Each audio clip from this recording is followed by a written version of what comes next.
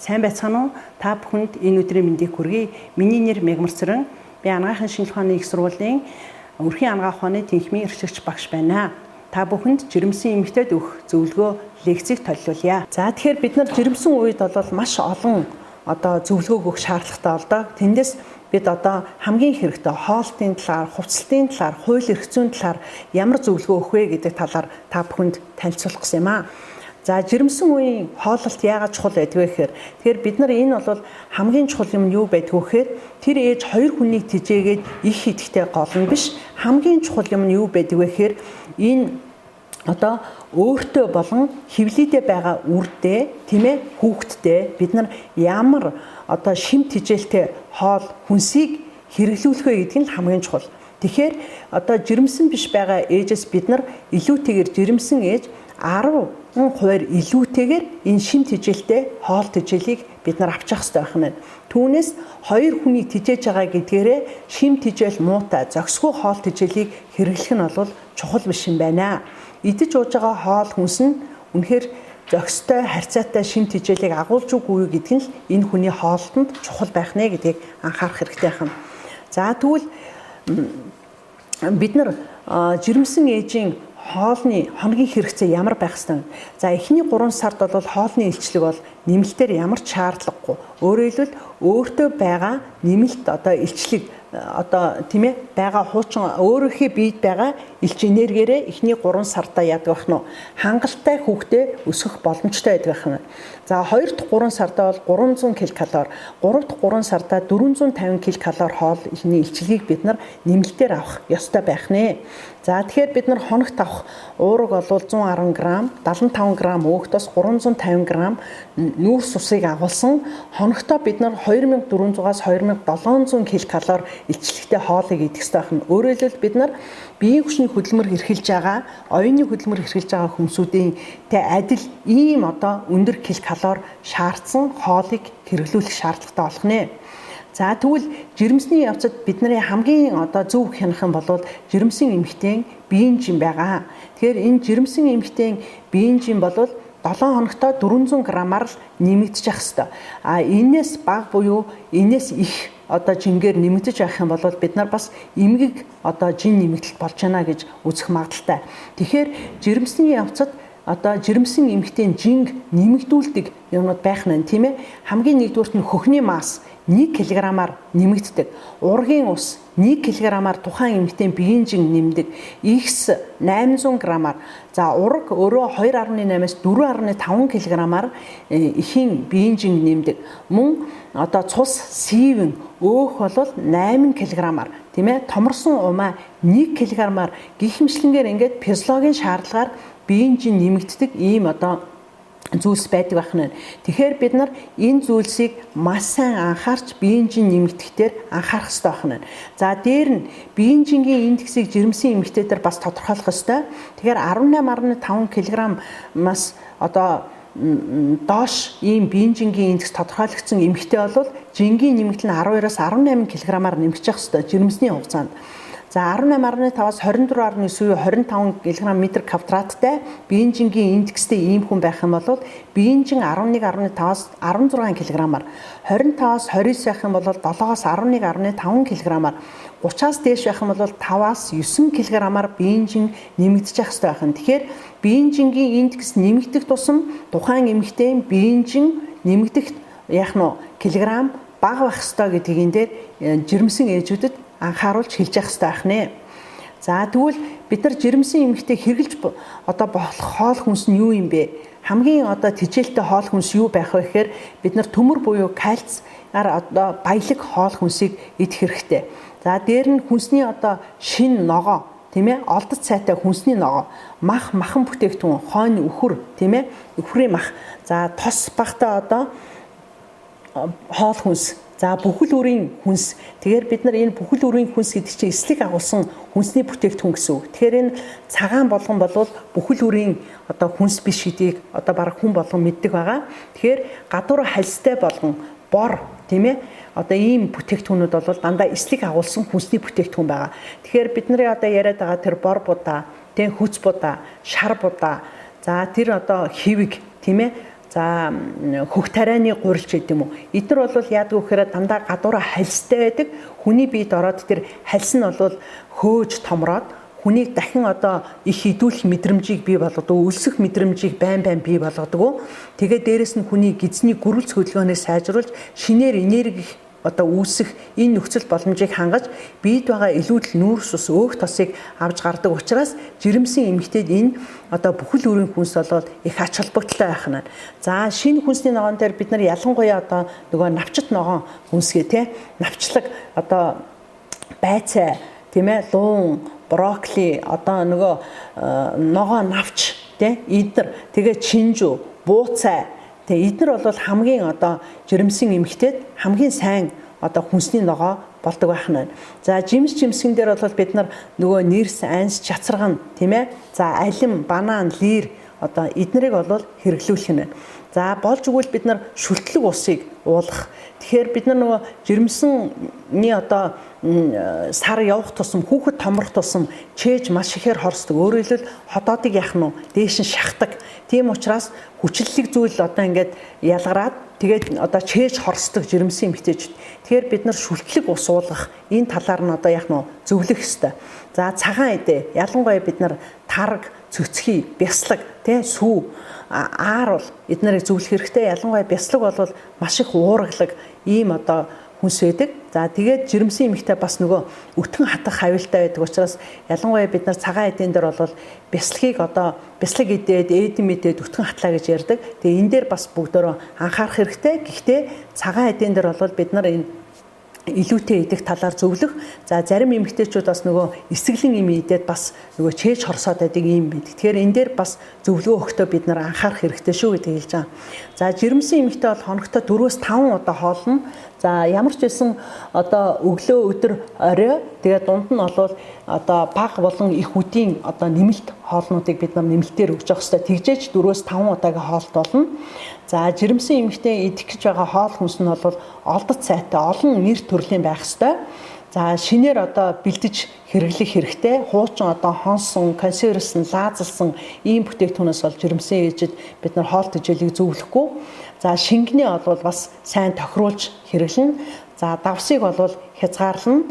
За тэгээд дээр нь бид нар баяжуулсан давсыг бас хэрэглүүлнэ. Гэхдээ яажуулсан, за селенээр баяжуулсан гурилууд ийм юмыг хэрэглэнэ. Гэхдээ бид нар яажуулсан давсыг их идэх хэрэгтэй гэдэг ингээд давсны хэрэглээг нэмэгдүүлж болохгүй гэдгийг анхаарах хэрэгтэй. За мэдээж арх согтууруулах хундааг бол жирэмсэн ээж хязгаарч болохгүй. За эмийн хэрэглэн дээр бол маш сайн анхаарна. За тэгээд үнэхээр урагт нөлөөлдөг янз бүрийн эмнүүд байгаа. Тэгэхээр эмчийн зөвлөгөөг авч энэ эмийг хэрэглэхгүй юу гэдэг дээр бас анхаарах хэрэгтэй.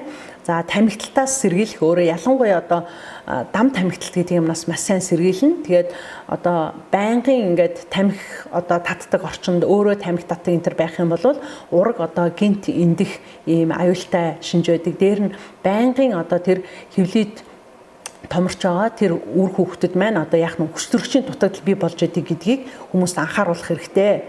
За дээр нь энэ хоол тэжээлтэй холбоотойгоор биеийн жинг хянах гэдгийг анхаараарай гэж хэлэх ёстой.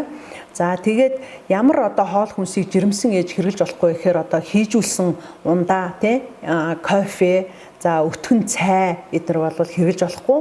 Өтгөн цай хэрэглэх юм бол бид нар хичнээн сайхан төмрийн бэлтгэл уулгасан ч гэсэн тэр цайн дагуулгадаг танин гэдэг бодис нь цуснд байгаа протеин буюу төмрийг энэ шимэгдэлтийг бууруулдаг ийм аюултай. За хийжүүлсэн ундаа бол өөрөө хүнийг байнгын цадах мэдрэмжтэй болгож хотоодыг хийгээр дүүргэж бөөрөнд ачаалал өгөх ийм аюултай. Тийм учраас жирэмсэн ээж бол хийжүүлсэн ундааг бол уухгүй гэдгийг анхааруулж хэлж явах ёстой. За тэгээд энэ угаагаагүй дутуу болгосон ийм хонсон тий консервлсэн ийм бүтээгдэхүүнийг бол идүүлэхгүй. За даршилсан тийм ээ. За халуун ногоотой хоол тий гич тэгээд чинжүү олон төрлийн амтлагчтай амт оруулсан ийм бүтээгдэхүүнийг бас идүүлэхгүй. За тэгээд дутуу болгосон бүх төрлийн мах, хям тий зайдас энийг бол идэвхгүй. За нэмэлт одоо өнгө оруулагч, тогтворжуулагч хүнсний бүтээгдэхүүн агуулсан ийм хориглох хэрэгтэй. За өөх тосны агуулмж өндөртөө ийм махыг бол идэвхгүй. За шаарсан, хуурсан, удаан хадгалсан ийм бүтээгдэхүүнүүдийг бол ээжид идэвхгүй гэдгийг та бүхэн зөвлөх хэрэгтэй. За тэгээд одоо жирэмсэн ээж нар бас их зовир хилдэг тийм бөөлж цутгаад байна, огиулах гад байна гэл тийм. Ялангуяа одоо эхний сарын хорлого өгч байгаа энэ ээжүүд байна. Тэгээ энэ үед бол одоо махыг бага идэх, бага хэмжээгээр гурлан бүтээгдэхүүн идэх. За тэгээд усыг одоо бага багаар уух. Тэгээ энэ зөвлөгөөнүүд өгөх. Чээж хорсож ходоод хямарч байгаа үед бол одоо мах идүүлэх тийм. За халуун ногоо амтлагч хэрэглэхгүй байх. За хоол эзний дараа бол баруун хажуугаар нь одоо харуулж хэвтүүлэх ч юм уу тийм ээ. За доошоо харж хэвтүүлэх энэ одоо зөвлөгөөнүүдийг өгдөг байх хэрэгтэй. За өтгөн хатаж гидс дүүрч байгаа үед бол одоо шингэн уулгах тийм хүнсний ногоо жимсхнийг хангалттай хэрэглүүлэх. Тэгээ эслийг агуулсан хүнсний бүтээгдэхүүнүүдийг илүүтэй хэрэглэх. За тэгээд дээр нь дасгал хөдөлгөөн явган алхах. Энэ одоо зөвлөгөөнүүдийг өгдөг байх хэрэгтэй. За жирэмсэн ээж нарын бас нэг одоо хэцүү зовир бол нөгөө цагаан мах хэрэгэх гэж ярьдаг тийм ээ. За энэ үед бол нөгөө ажил хөдөлмөрөө зохицуулах, удаан одоо зогсоос сэргийлэх, за өтгөн хаталтыг эмчлэх энэ одоо арга хэмжээнүүд дээр зөвлөгөө өгөх хэрэгтэй. За тэгээд бэлдэж байгаа хоол хүнсэн дээр бол одоо гараа массаа угаах хэрэгтэй, цэвэрхэн аяга тавгыг хэрэглэх хэрэгтэй. Хоол хүнсээ дандаа тийм аюулгүй орчинд хадгалах, аюулгүй газраас хоол хүнсээ бэлтгэж авах. За авсан хоол хүнсээ сайтар болгох, угаах тий энэ юмнуудаар бол одоо зөвлөгөө өгч явах хэрэгтэй. За зохисгүй хоолтонд одоо жирэмсэн ээжид ямар хор хөнөөл хүрэгдэг вэ гэхээр мэдээж эхийн биеийг одоо сольдуулах, хүүхэд төрөх болон төрсний дараа эндэх магадлалыг одоо нэмэгдүүлдэг. Тэгэхээр хоол тэжээлээрээ бид нар одоо тэр ургийг өсгөх, тий хөгжүүлэх, урагт хэрэгтэй нэмэлт одоо микроэлементүүд эрдэс баялгаа авах ёстой. Тэгэхээр бид нар ийм зохисгүй хоолтын одоо байх юм бол эхийн биед одоо ямар нөлөөтэй вэ гэдгийг дурдж байна. За дараа нь одоо хүүхэд дутуу төрөх, төрөлхийн гажигтай болон бага жинтэй хүүхэд төрөх бас шалтгаан болдог байх нь. За дараа нь бол хангалтгүй буюу хит одоо багалчлэгтэй хоол эдгээр эзнээс болоод ургийн өсөлтийг зогсоох, ураг үхэлт төрөх ийм аюултай байх нэ. Тэгэхээр бид нар одоо хэрглэж байгаа хоол хүнс маань одоо хэр зэрэг шимт хичээллээр ийг агуулсан бэ гэдэг дээр л их анхаарах хэрэгтэй. Түүнээс одоо нөгөө жигнэхээрээ бууз олчоод шархаараа хуушур олчоод байдаг ийм биш тийм ээ. Бөөрөнхийн махтаа болохоор одоо дэвтэл олчоод хавтгай олчгаараа катет олчдог ийм одоо хоол биш шүү гэдгийг хэлмээр байна. Хамгийн гол нь миний идэж ууж байгаа хоол хүнс нэр төрлийн хувьд ямар байна? Энд дагуулж байгаа шимт хижээл нь, шимт бодис нь миний одоо хөвлөд одоо өсөж байгаа энэ урагт хэрхэн нөлөөлөх вэ гэдэг дээр л их анхаарах хэрэгтэй байна. Тэгэхээр зохисгүй хоолт бол ийм одоо үр дагаврыг авчирдаг учраас хоол тэжээл дээр нь манай энэ олон нийтийн эрүүл мэндийн ажилтан бол анхаарч бас зөв зөвлөгөө өгч явах хэрэгтэй байна. За нэмэлт тэжээлүүдийг бас бид нар хоол тэжээл дээр авч байгаа. За тэгэхээр нөгөө олон найрлагт бичил тэжээлүүдийг бас жирэмсэн ээжүүдэд өрхийн эмнэлгүүд бас өгж байгаа. Тэгэхээр энэ бичил тэжээл нь бол өөрөө маш их ач холбогдолтой. За янз бүрийн одоо микроэлементүүд эрдэс бодисын дутагдлаас бид нар одоо ургийг тийм ээ дутагдхаас сэргийлж гин. За дээр нь эрүүл мэнд өсөлт хөгжилтийг нь хангаж дэмжиж өгч байгаа тэр олон найрлагт бичил тэжээлүүд. За дээр нь бид нар нөгөө төмөр багталтаас үүсэх одоо цус багталтууд байна. За полин хүчил байна тийм ээ. Ургийн одоо тарих нусны хөгжлийн гаж хөгжил үүсгээс сэргийлж байгаа. Ийм одоо ач холбогдолтой учраас бид нар нэмэлт тэжээлүүдийг болвол ялангуяа бид нар эмзэг бөөд хоол тэжээлийн дутагдaltaй ийм хүмсүүдэд бол нэмэлтээр өгж байгаа. Тэгэхээр энэ өрх сумын одоо эмч нарын өгж байгаа энэ олон найрлагт бичил тэжээлүүдийг бас ихэд бас өгж явах хэрэгтэй юм аа. За тэгээд цус багталтанд одоо үүсч болох одоо шалтгаанууд байна. Ялангуяа бид нар одоо нөгөө жирэмсний 28-аас 32 7 хоногтод бол төмрийн хэрэгцээ бол маш их бий болдог. Тэгэхээр бид нар жирэмсэн үед бол төмөр дутагдлын цус багталт бий болдог учраас махан бүтээгдэхүүн нэг бол илүүтэй хэрэглүүлэх. Ялангуяа бид нар мах, элэг, навчит ногоо тийм ээ, ванду эднэрт бол одоо төмөр маш баялаг байдаг. За ногоо өнгийн түүхий жимс, хүнсний ногоо тийм ээ, энд бол маш их агуулгаддаг. Мөн өндөг, сүүнд бол бас одоо энэ одоо юу төмрийн агуулмж бас бага байдаг учраас бид нар махан бүтээгдэхүүнийг бол одоо илүү хэрэглүүлэх хэрэгтэй гэдгийг энд анхааруулж байна. За тэгээд цусны дах нөгөө гемоглобины хэмжээ гэдэг бол гемоглобин бол өөрөө хүчтрэгчийн хангамжийг сайжруулдаг, биднэрт одоо цусны дах хүчтрэгчийг зөөвөрлөдөг одоо цусны микро одоо элемент байгаа. Тэгэхээр бид нар энэ цусны гемоглобины хэрэгцээг хангадаг юм нь бол төмөр байгаа. Тэгэхээр төмрийн хэрэгцээгээ бид нар одоо сайжруулах ёстой маа гэдгийг хэлж байгаа. За гемоглобин үүсгэхэд бол хангалттай хэмжээний төмөр байхгүй болсноос болоод цус багталтанд хүрэж байгаа. Тэгээд төмрийн одоо хэмжээ буурдаг. Тэгэхээр бид нар бол цус багталтаас сэргийлж одоо ийм хоол хүнсийг яах нь нэмэлтээр өгж явах хэрэгтэй байх нь байна. За төмрийн бэлтгэлийг уухын гол ач холбогдол нь юу юм гэхээр бид нар одоо жирэмсэн болсон эмэгтэй болгонд л төмрийн бэлтгэлийг зөвлөж байгаа тийм ээ. Тэгэхээр энэ төмрийн бэлтгэлийг бид нар уухтаа бас анхаарах хэрэгтэй. Ажиллаж бол уухгүй. За уусны дараа бол заавалчгүй одоо юугаар тийм ээ усаар даруулж юм уу жимсний сүрсээр даруулж уух хэрэгтэй. За ууг бэлтгэлийг хэрэглэснээс хойш бол сүү, кофе, цай, тийм гурилан бүтээгдэхүүнийг бол одоо 2 цагийн дараанаас хэрэглэж эхэлнэ. За төмрийн бэлтгэлийг өдөрт 1 ширхгээр 1 удаа уун. За төмрийн бэлтгэл хэрэглэж явах үед бас одоо өтгөн хар гарах ийм тохиолдол байдаг. Тэгэхээр энэс бол айх хэрэггүй юм аа. Тэгэхээр төмрийн бэлтгэлийг зажилж уухгүй гэдгийг хүмүүст анхааруулах хэрэгтэй. Хэрвээ зажилж уух юм бол шүд харалцдаг юм байнамаа. За Бойлын хүчлийн уухын гол шалтгаан юу гэхээр нөгөө ургийн мэдрэлийн тогтолцоонд гажиг үүсгээс сэргийлдэг.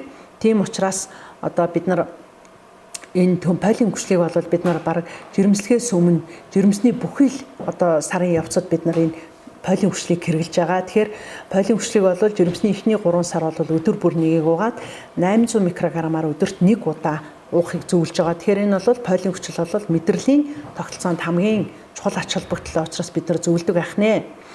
За тэгээд энэ жирэмсэн эмэгтэйн хоногийн хэрэгцээнд одоо зайлшгүй байх шаардлагатай кальц байна, магний байна, фосфор байна, калий байна тийм ээ. Наатар, холоор, төмөр гэдэг ингээд. Тэгээ эдгээр нь бол тэр хевлид одоо байгаа урагт ямар ач холбогдолтой гэхээр ихсийн одоо хөгжилд кальц бол маш чухал байх нь. Магний бол булчингийн хөгжлийн эдисийг хангадаг байх нь. За фосфор бол организмын дархлааг бий болгодог байх нь. За калий бол нөгөө ургийн яс шүдний хөгжил тийм ээ эхийн цус багталтаас сэргийлдэг байх нь. Наатар бол яг нь ургийн хэвийн хөгжлийг хангаж зулбалтаас сэргийлдэг гэсэн ийм одоо ач холбогдлуудтай байх нэ. Тэгэхээр бид нар бол жирэмсэн эхийн хоногийн хэрэгцээнд энэ микроэлементүүдийг агуулсан одоо хүнсний бүтээгдэхүүнүүдийг илүүтэй хэрэглэхийг анхааруулж байна гэсэн. За дасгал хөдөлгөөн хэрэгтэй юу гэвэл одоо хамгийн чухал хэрэгтэй. Тэгэхээр бид нар энэ жирэмслэлтийг хэвийн үргэлжлүүлэхийг хүсэж байгаа бол дасгал хөдөлгөөнийг зөвлөх шаардлагатай. 16-7 хоногтойгоос эхэлж бид нар дасгал хөдөлгөөнийг зөвлөнө. Гэхдээ одоо гинт үсрэх, харайх, гүүх одоо гинтийн ийм хөдөлгөөнүүдийг болж өгвөл хийхээс бид нар зайлсхийх хэрэгтэй. Хамгийн гол нь бид нар дасгалыг аажмаар тийм ээ одоо хийж бидэд дасгаж хийх хэрэгтэй. За хийж байгаа дасгалууд маань одоо төрүүлгүйгээ харсан ийм хөдөлгөөн байж болохгүй гэдгийг анхаарах хэрэгтэй. За тэгээд энэ дасгал хөдөлгөөн хийхин гол ач холбогдол нь бол төрөлтийн явцыг хөнгөвчлөн, гидсний гөрүүлц хөдөлгөөнийг сайжруулна, нурууны өвдөлтийг бууруулна. За төрсний дараа эргээд хэвийн жиндээ орох процессыг хурдан болгоно тийм ээ. За стресс тайлагдана. За шөнө одоо сайн унтаж амарна. За жин нэмэхээс сэргийлнэ гэхэд маш олон ач холбогдолтой. Дээр нь одоо жирэмсний явцад хавгнахаас сэргийлэх ийм ач холбогдолтой байгаа. За жирэмсэн үед одоо дасгал хийхийг бас хориглох нөхцлүүд гэж байна. Ялангуяа одоо ураг орчмын шингэн гарах магадaltaй, дутуу төрөх магадaltaй, за дээр нь өтрээнээс цус гарч марах магадaltaй. За хожуу хордлогын үед бас ийм дасгал хөдөлгөөний хүчтэй дасгал хөдөлгөөнийг бас хийхийг зөвлөхгүй. За омайн хүзүүний одоо дутмагшил илэрсэн, ургийн өсөлт баригдсан буюу ургийн өсөлт одоо хангалтгүй байгаа тийм ээ.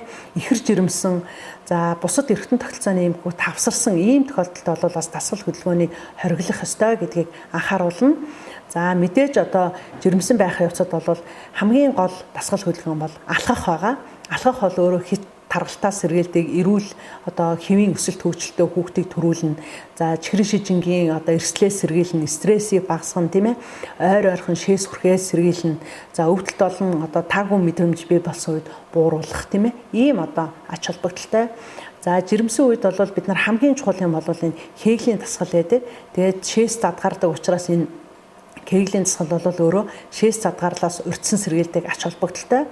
Тэгэхээр бид нар энэ нөгөө жирэмсний явцад нөгөө хөвлийн дотоод даралт ихсэнтэй холбоотойгоор одоо багаарсан хүндийн эрхтнүүдийн булчин сулрах тийм ээ дарагдах ийм нөхцөл байдал бий болдог учраас жирэмсэн үед Хегелийн дасгалыг одоо зөвлөх хэрэгтэй. Тэгэхээр энэ бол нөгөө хярзанг өөрлөгөө татаад тэгээд чангалаа тэгээд суллах ахаад өөрлөгөө татаад чангалаа суллах ийм дасгалууд байдаг. Тэгэхээр жирэмсэн ээжид бол Хегелийн дасгал гэж энэ дасгал бол маш их ач холбогдолтой. Тэгэхээр ялангуяа Хегелийн дасгал бол төрөлтийн 2 дугаар үед бэлдэж өгдөг. Төрсний дараа шээс тусгийнхаас тийм ээ шээс задгаархаас сэргийлдэг. За дараа нь бол нөгөө хэвийн өтрөө одоо хэвийн байдалд орох нөхцөлийг хангаж өгдөг. За төрсний дараа бол яг нь давсагны үйл ажиллагааг хэвийн байдалд оруулж өгдөг. Булчингийн тоонусыг нэмэгдэж одоо бэлгийн харилцаанд орох таашаал авахыг нэмэгдүүлж өгдөг. Ийм ач холбогдолтой. Тэгэхээр бид нар жирэмсэн үед энэ Хегелийн дасгал гэдэг юмыг эхчүүдэд яах нь зааж сургах хэрэгтэй байх нэ. За тэгээд жирэмсэн үеийн энэ дасгал хөдөлгөөн бол өөрөө маш их ач холбогдолтой. Одоо хоолны шингэцгийг сайжруулна, жирэмсний одоо төрөлтийн явцад өвдөлтийг бууруулна тийм ээ. За нөгөө тонустай байна гэдэг ээж нарын умаан тонусыг бууруулж өгнө. За тэгээд нөгөө ургийг хүчтөрөгчөөр хангах одоо тийм ээ хангах боломжийг бий болгож өгдөг. За эргээд одоо хэвийн байдалтай одоо нөгөө жин нэмэгдэхээс сэргийлэх ийм одоо олон ач холбогдлууд байдгаа гэдгийг анхаарах хэрэгтэй. За тэгээ бид нар бол нэг бөмбөгтэй дасгал гэдгийг одоо хэлдэг тийм ээ. Тэгэхээр энэ бөмбөг болгон бол адилгүй. Тэгэхээр энэ бөмбөг бол өөрийнх нь одоо тухайн ээжийн одоо өндөртэй бол их холбоотой байдаг. Тэгэхээр нөгөө бөмбөгтэй дасгал гэдээ яриад байдаг. Тэгэхээр энэ дасгалыг одоо дээр нь багш нь одоо тайлбарлаж хэлсэн байна. Жишээлбэл биеийн өндөр 165 см-аас бага байх юм бол одоо тэр нөгөө бөмбөгний диаметр нь бол 55 см байх ч юм уу тийм ээ. За метр 75-аас дээш өндөртэй одоо ээж байх юм бол бөмбөгний диаметр нь 75 см ч юм уу гэсэн ингээд бөмбөгийг өөрт нь ингээд одоо тохируулж сонгож дасгал хөдөлгөөнийг бид нар зөвлөх хэрэгтэй байдаг. За жирэмслтийн хувцалт бол одоо маш чухал байдаг. Тэгэхээр энэ жирэмслтийн явцад бол өмсөж байгаа хувцалт бол тог тухтай, чийг одоо татдаггүй тийм ээ. За хэвлийн одоо дээр дарж барьдаггүй тийм ээ ийм одоо хувцас байх хэрэгтэй. За тэгээд биедийг хөвтээх нь дулаахан одоо чийг татахгүй ийм материалаар одоо хийгдсэн хувцсыг одоо өмснөө. За бид нар бол харьцангуй бас одоо сүүлийн үед бол жирэмсний хувцлалт жирэмсний хувцас гэдэг юм бол одоо хангалттай сайн ирж байгаа. Түүнийг ч гэсэн одоо жирэмсэн ээж нар бол бас хангалттай сайхан авч өмсдөг болжээ. Тэгэхээр энэ одоо хувцас нь бол сул чөлөөтэй, бие дэвтэйхэн, цэвэр даавун тийм ээ, суналт сайтай. За дэгээ эднэр нь бол одоо мултлахад, товч эднэр нь мултлахад одоо яг уу амархан тийм ийм одоо хөхний даруул. За тэгээд бүслэхий хэсгээр бол өргөн, сул эрзэнтэй, тэгээ намхан ултаа одоо гутал өмсөх ийм одоо хувцлалтуудыг бол бид нар анхаарах хэрэгтэй.